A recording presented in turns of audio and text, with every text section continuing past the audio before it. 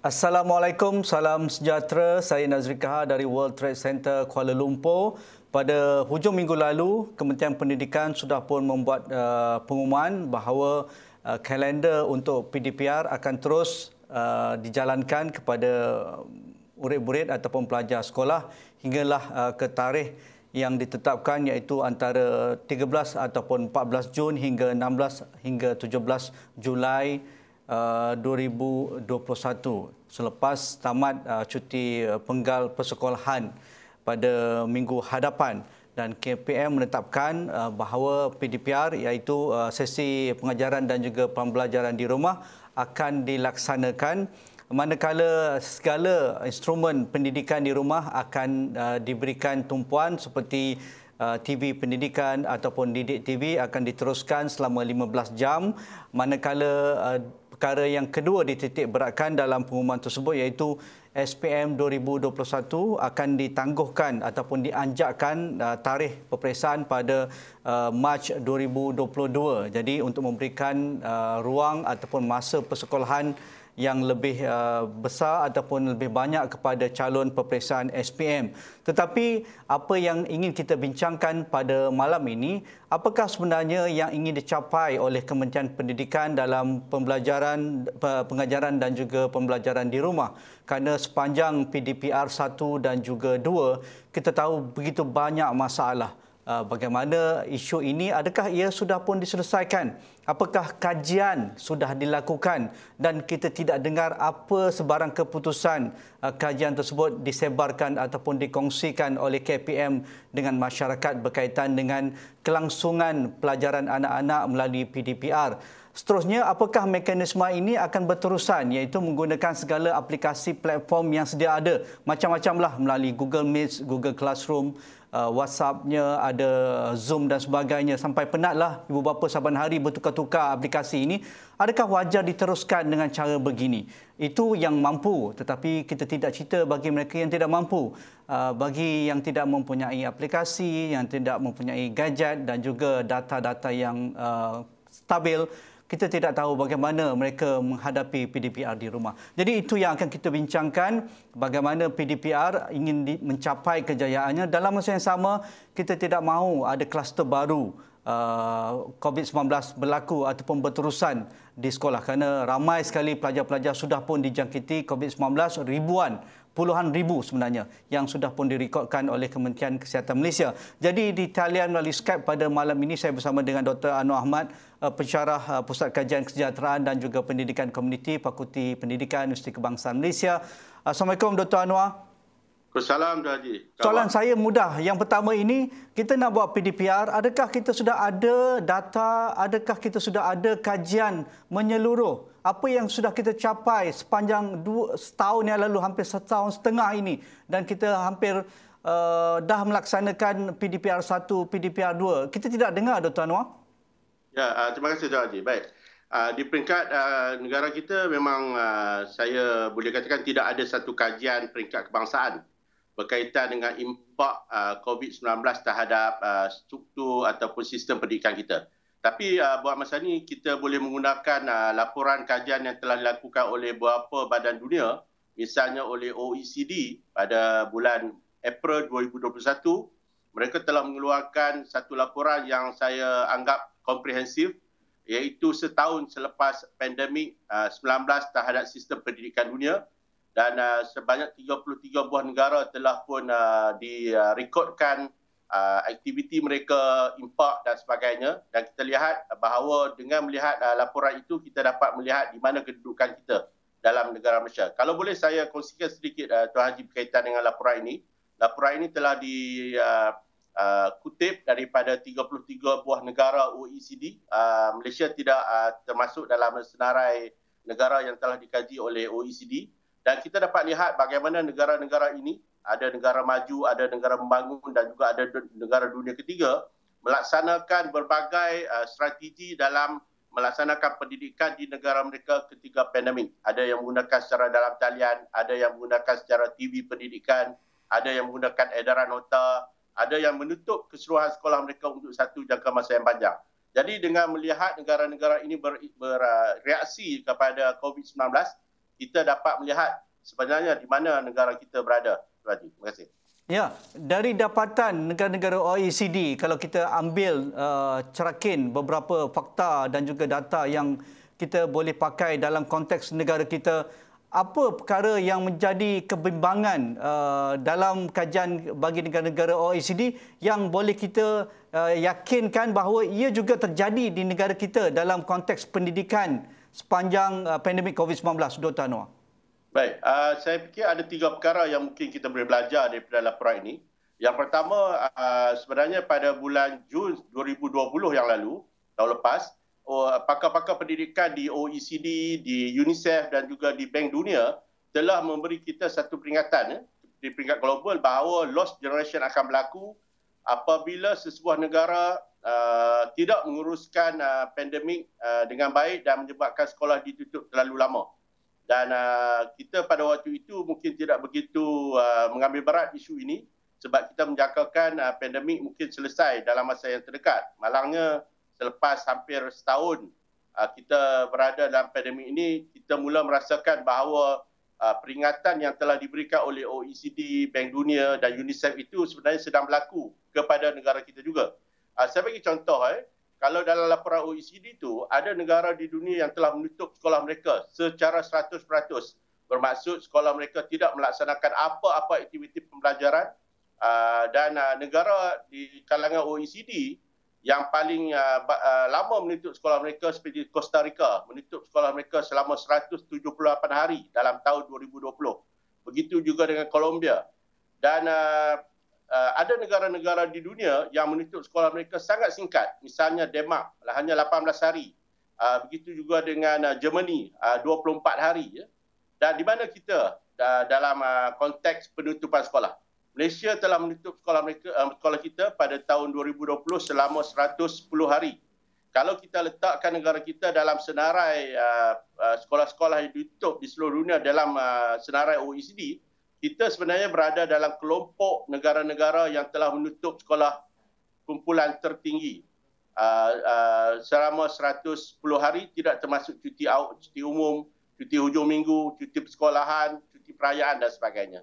Jadi ini menunjukkan bahawa tindakan kita pada 2020 disebabkan oleh kita tidak begitu bersedia untuk membuka sekolah disebabkan oleh kebimbangan kita. Dan bagaimana kita menguruskan isu pandemik telah menyebabkan pada tahun 2020 sahaja kita telah menutup sekolah selama 110 hari dan ini merupakan antara yang tertinggi juga jika kita bandingkan dengan negara-negara di kalangan negara OECD. Baik, yang keduanya Tuan Haji adalah berkaitan dengan apa yang dipanggil oleh yang disebut oleh OECD sebagai strategi ataupun bagaimana menguruskan pendidikan ketika pandemik. Kebanyakan negara di dunia dalam senarai OECD telah menggunakan kaedah dalam talian dan itu merupakan kaedah yang paling banyak negara gunakan dan kita juga nampaknya telah mengikut cara yang sama iaitu menggunakan pembelajaran dalam talian. Walau bagaimanapun kita sedar bahawa negara kita bukanlah berada dalam kalangan negara yang mempunyai akses internet yang tertinggi, yang terbaik dan begitu juga dengan pemilikan gadget di kalangan pelajar-pelajar. Jadi apabila kita hanya menggunakan kaedah pembelajaran dalam talian, pada peringkat awalnya 2020, kita dapati bahawa kita berada dalam keadaan yang tidak teratur, ramai anak-anak kita yang ketinggalan dan ini menyebabkan sebenarnya apa yang berlaku adalah ramai yang telah berlaku keciciran dalam pembelajaran. Walaupun mereka belum tercicir dari segi pendidikan, tetapi pembelajaran mereka semakin lama semakin tercicir. Dan ketiganya, daripada laporan ini kita boleh belajar bahawa semakin lama negara berada dalam keadaan pandemik, dalam konteks pendidikan, motivasi anak-anak semakin menurun apabila mereka belajar dalam talian. Ini pun telah dibawa ataupun dibincangkan oleh pakar pendidikan di peringkat dunia.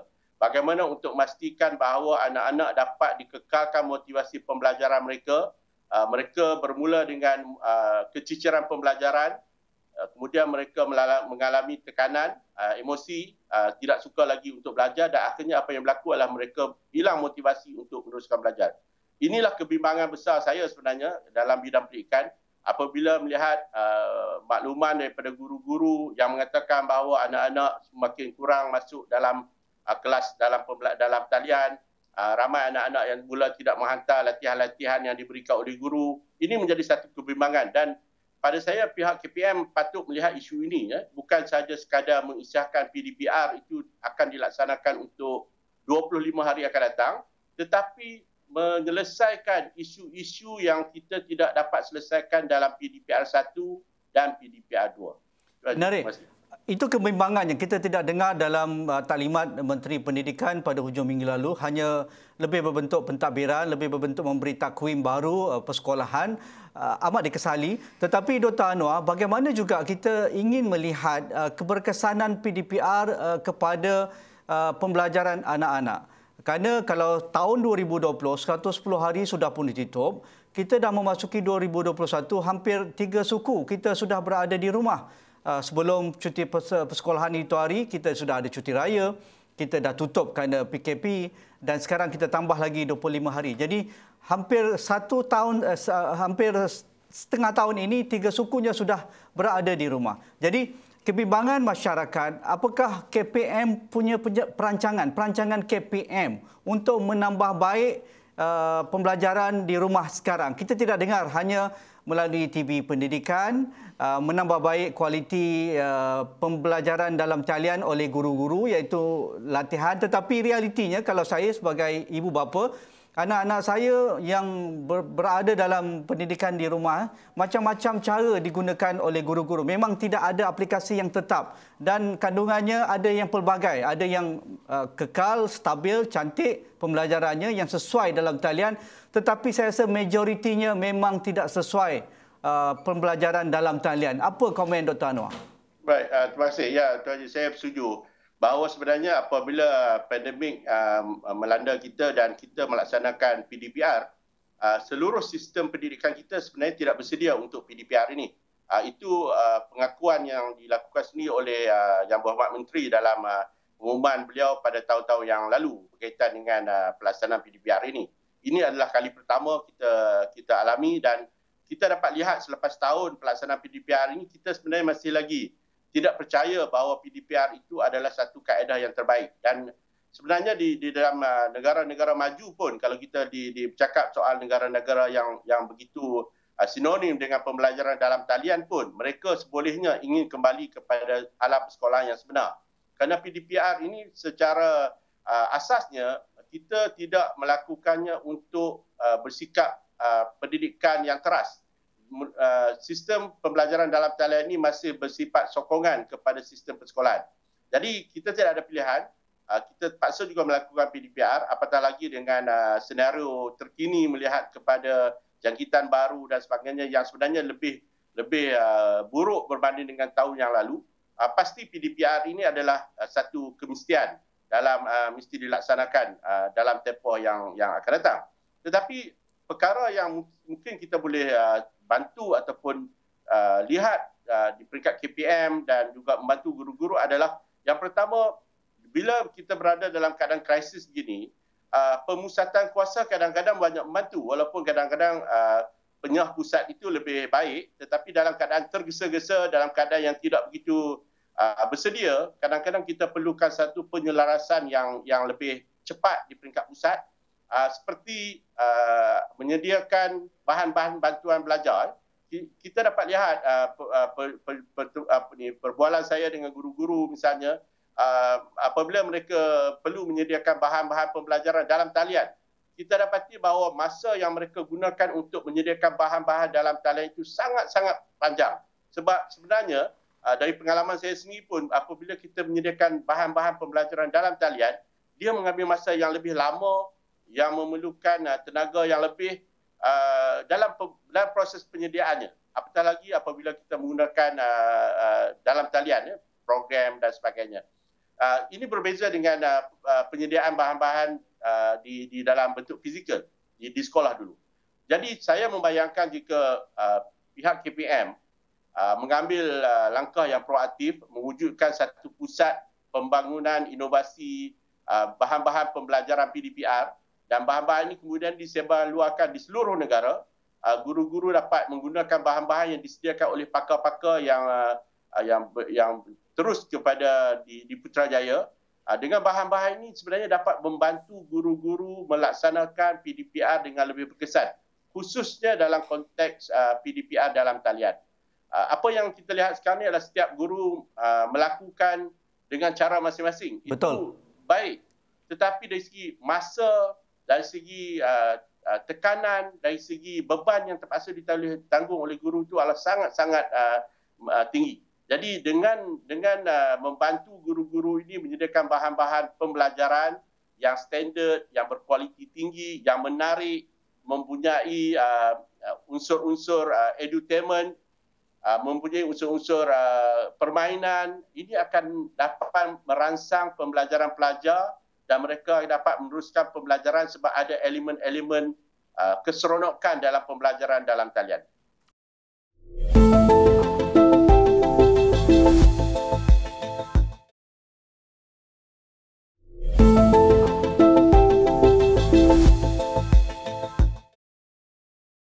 Dr. Anwar, berkaitan dengan keciciran, ini kita kena akui realitinya. Kalau percakapan, perbincangan kita dengan guru-guru, bagi kelas-kelas yang berada di hadapan, mungkin 3/4 berada di dalam talian setiap pagi. Itu bagi mereka yang mampu dan punya inisiatif yang besar di komitmen yang diberikan oleh ahli keluarga, ibu bapa dan pelajar itu sendiri. Bagi kelas pertengahan mungkin setengah saja yang hadir untuk mengikuti kelas dalam talian saban hari. Begitu juga kelas yang di belakang, saya rasa mungkin tak sampai suku pun. Mereka itu kena akui. Saya berborak dengan guru-guru anak-anak saya, mereka tidak dapat jawapan di mana anak-anak ini. Jadi pembelajaran dalam talian dalam apa format sekalipun ia memerlukan komitmen, ia memerlukan disiplin, ia memerlukan sokongan pembelajaran iaitu peranti dan juga akses data yang besar. Jadi adakah kita sudah tidak ada idea bagaimana kita nak reach out ataupun outreach anak-anak ini yang kita tidak tahu di mana mereka masih tidur. Kalau ada pun mereka terpaksa menolong ibu bapa mereka dan sebagainya. Mereka tidak ada ruang langsung di rumah untuk mendapatkan data internet dan sebagainya. Dr. Anwar? Ya, betul. Saya pun setuju. Makluman daripada guru-guru, pelajar-pelajar saya dan juga rakan-rakan yang kita dapat lihat apa yang disebut oleh Tuan Haji itu memang benar-benar berlaku lah. Kita tak boleh nafikan dan kita tak boleh kata itu tidak berlaku. Kita dapat lihat bahawa di sini peranan yang paling utama dalam melaksanakan PDPR sebenarnya adalah ibu bapa. Mungkin pada satu masa dulu apabila kita dalam keadaan pembelajaran secara fizikal, peranan ibu bapa itu mungkin berada di tangga yang lebih bawah. Maksudnya ibu bapa mungkin tidak begitu mengambil tahu tentang pendidikan anak-anak mereka, hanya pelajar-pelajar dan guru-guru saja di sekolah dan mereka melakukan pelajaran, ibu bapa lebih memberi sokongan dan sebagainya. Tetapi apabila kita melaksanakan PDPR, perkara yang paling utama dalam proses pembelajaran di rumah ini adalah ibu bapa. Kalau ibu bapa tidak mahu dan tidak bersedia disebabkan oleh banyak faktor, sama ada kerjayanya, aspirasi pendidikannya, motivasinya, kekangan kewangan dan sebagainya, kita akan dapat lihat bahawa memang anak-anak akan terjejas. Jadi sejauh mana ibu bapa bersedia itu tentulah menimbulkan berbagai persoalan. Ada ibu bapa yang mungkin dia mempunyai kemampuan tetapi dia tidak bersedia dari segi masanya, dari segi komitmennya.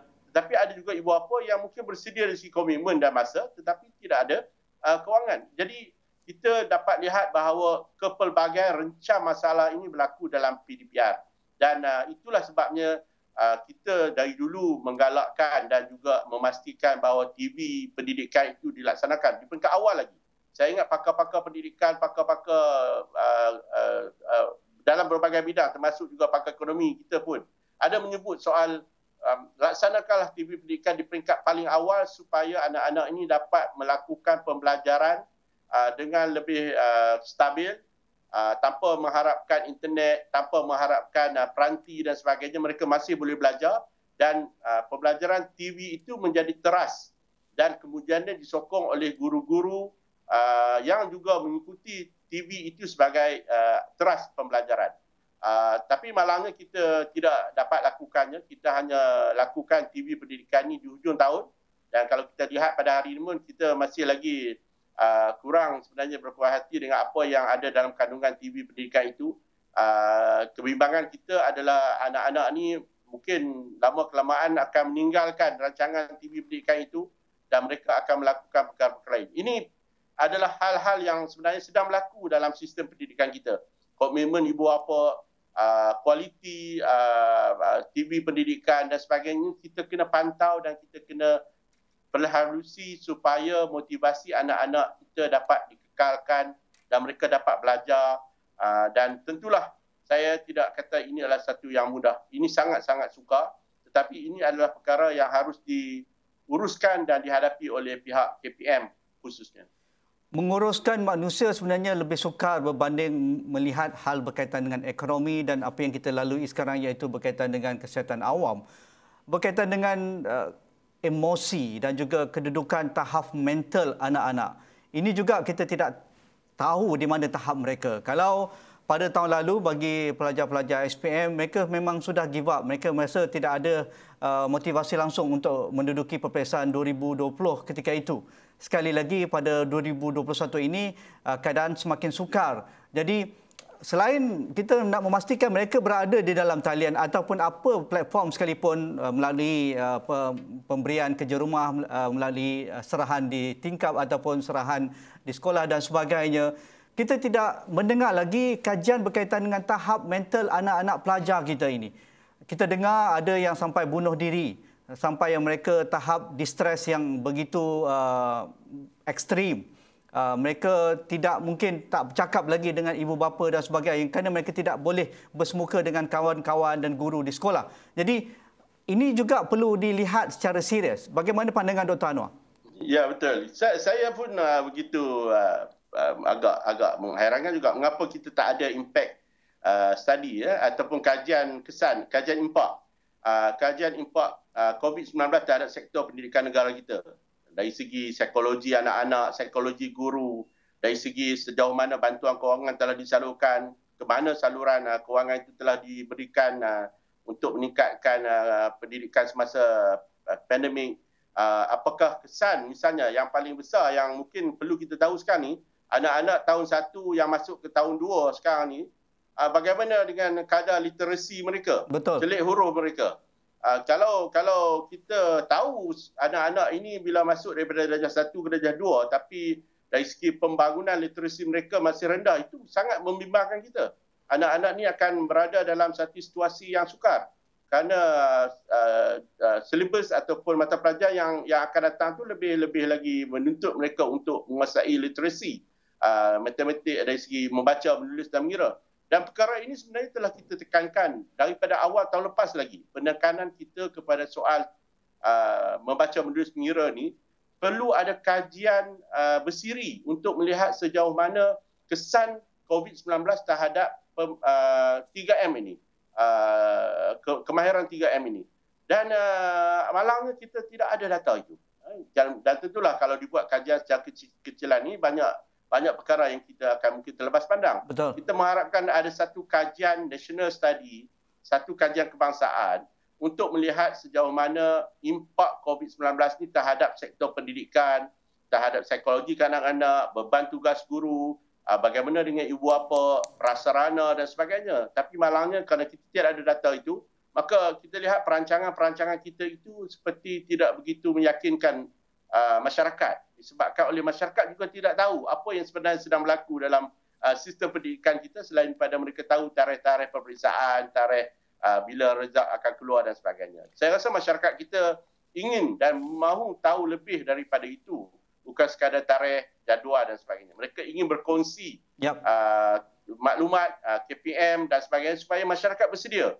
Kerana pendidikan ini tidak hanya melibatkan 5 juta pelajar di sekolah. Dia melibatkan berjuta ibu bapa, guru-guru dan berbagai sektor. Jadi kita harap KPM lebih bersedia untuk terbuka untuk berkongsi maklumat dengan masyarakat dan lakukanlah kajian impak ini supaya kita dapat melihat di mana perkara-perkara yang boleh kita tambah baik dalam masa yang terdekat. Ya, pastinya data itu amat penting bagi pakar pendidikan melakukan intervensi dan juga mitigasi kerana kita dalam darurat, kita dalam kecemasan, kita tidak boleh business as usual, kita perlu ada cara pendekatan di luar kotak yang mampu mengelakkan lebih parah dalam sektor pendidikan.